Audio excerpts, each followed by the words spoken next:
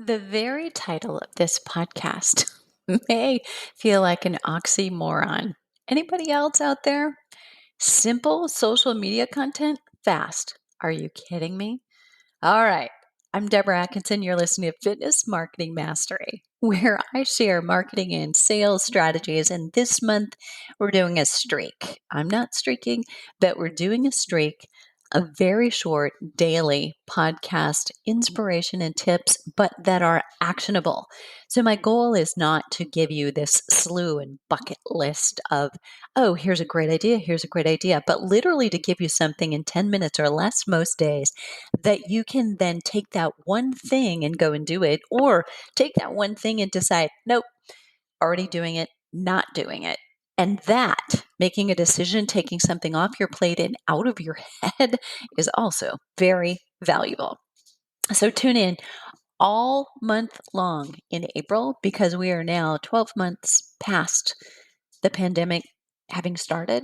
And some of us have increased our revenues by 40% in 2020 and are on track to increase by 55 to 60% in 2021. And you can too. All right, let's dive in.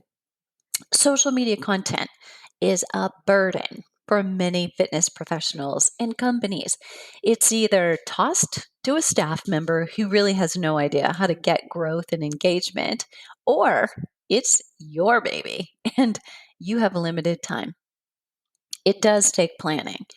And, I'm a fan of creating your pillar content first. If you've been here even for a minute, so if you haven't, you need that pillar content like blogs. It's actually better called cornerstone content, but blogs and articles, videos, and the transcripts for them, or podcasts on your site. It's from that kind of content that I teach a 365 formula for social media. You chop that content, every one of those pieces, into little bitty pieces, and you use it like little soldiers to bring people back to your website to read that blog, to read the article, where then you can make a very subtle offer. And that, if you're posting and you're advertising to those posts, and I don't mean boosting because you don't have too much control about who watches and know who came to those sites. But what you do want to do is look at taking your content from your site to push it out to social media. Here's what's happening. The biggest mistake is that you're starting on social media and looking for content and figuring out what to do, often by seeing something that worked for somebody else and copying it. Now, that's not all bad. But if you don't put your personal spin on it, your thumbprint, your blueprint, your special sauce, your method, your system, and make it yours, it's going to fall flat. It's not necessarily going to work. So you want to remember, you don't want a relationship with people solely on social media. You always want to bring them back for the real goods.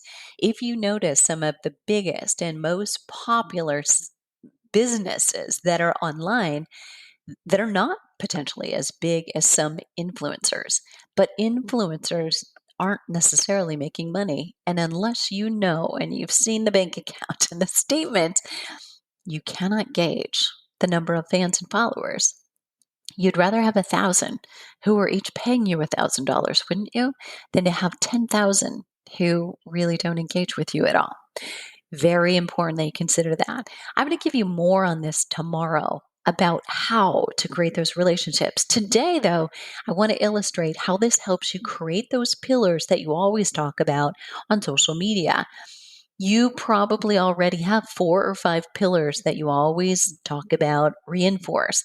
You know what they are. I mean, they're nutrition, their exercise, maybe their sleep and stress. That might be it for you. It is for a lot of us. But every week, as your VA or you are planning your content, you're going to be looking for ways to make that content come alive. You need ways to generate simple social media content fast, but it's got to be good. Don't waste that real estate. that post that you have potential to do today, or risk someone seeing it and not being interested enough to stop the scroll, like comment or save or share it, because those things make your content golden. Look at your insights to know. They'll tell you whether you're reaching an emotional level or not. If you're not connecting with someone who feels like, oh my gosh, I would have been best friends with her in high school, right? Or if she lived next door to me, we would probably go walking every day or play bunco or whatever, right? But say you're sharing health tips like catching up on checkups, especially this year when a lot of women let them go in 2020. We didn't necessarily go to the dentist. We didn't get our mammograms. Potentially, we didn't get our pap smears, and those things, left undone for too long could become a health risk. So instead, though, of just saying generic tip, like going on either in video or in a post and saying, it's time to get those checkups done, ladies. Tell a story, use a statistic, or talk about, maybe not necessarily somebody that but talk about a story that's an analogy. All right, so let me give you an example of what I mean. If you're using a story, is there a friend or an acquaintance, a client that had this happen? She skipped her checkups a year or two in a row and then actually found a lump or a mass, but not soon enough, not as quickly as she might have had she been on top of those health records. Or share a statistic. Share a statistic, and it's easy to find something about early diagnosis for breast cancer and survival rates, or early diagnosis for colon cancer and survival rates for that, or even routine blood tests and low iron levels. When someone is wondering about a lack of energy, it might be a woman in midlife who just says, it's my hormones, it's menopause. Well, what if it's not? What if it's simply low B12 levels or it's low iron levels that she could fix like tomorrow? And last but not least, even paint this picture, because as you're listening to this, I want you to imagine, can you understand how this feels? Do you know what this feels like? Because I've been there. In fact, too recently, when you realize that you're driving to do a second blood test because your results actually came back and looked at something was off. And we need to know if the blood test was just a fluke and didn't happen right, or maybe you had something to eat too close to a fasting test. Or in my case, I've had this happen before where I had an abnormal pap smear and was asked to come in and go through it again. Or more recently, I'm driving to an ultrasound to check for a mass, and I put it out of my mind until I couldn't anymore, right? So it was just, this is the next step because I'm having this happen. So they recommended I did a vaginal ultrasound, which, by the way, means yes, something stuck inside of you that not very sexy. But when you have that feeling you're driving to, there's no more avoiding it. This is what we're doing. The reason we're doing it is to rule out a mass that may be not benign, right? So in that moment, now what's happened is you made it's time to get your checkups. Where are you at? What do you need to get caught up with it? You've made it emotional. And people can be in that car with you driving in the moment when you're telling that story. That's what you want to do with every one of your posts. Put them in the story with you. So think about that.